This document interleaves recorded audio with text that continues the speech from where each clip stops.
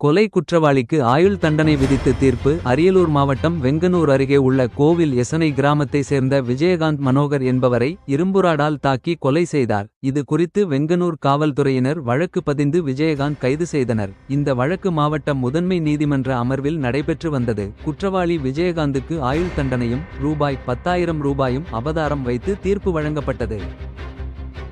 புலி லோடு ஏற்றிய லாரி கவிழ்ந்து விபத்து. கொண்டலாம்பட்டி பகுதியிலிருந்து புலி ரோடு ஏற்றிக்கொண்டு லாரி ஒன்று சேலம் கந்தம்பட்டி ரயில்வே மேம்பாலம் வழியாக சேலம் டவுன் பகுதிக்கு சென்று கொண்டிருந்தபோது திடீரென லாரியின் டயர் வெடித்ததால் நிலை தடுமாறு சாலையின் நடுவே கவிழ்ந்தது. அதிர்ஷ்டவசமாக ஓட்டுநர் மற்றும் கிளீனர் ஆகியோர் உயிர் தப்பினர். இந்த சம்பவத்தால் அப்பகுதியில் சுமார் 1 மணி நேரத்திற்கு மேலாக போக்குவரத்து பாதிப்பு ஏற்பட்டது.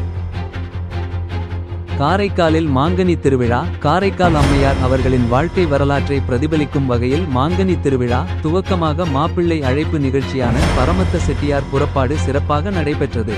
ஸ்ரீ சித்தி விநாயகர் ஆலயத்திலிருந்து வண்ண மின்விளக்குகளால் அலங்கரிக்கப்பட்ட பரமதத்த செட்டியார் வீதி உலாவாக வலம் வந்து காரைக்கால் அம்மையார் ஆலயம் வந்தடைந்தார்.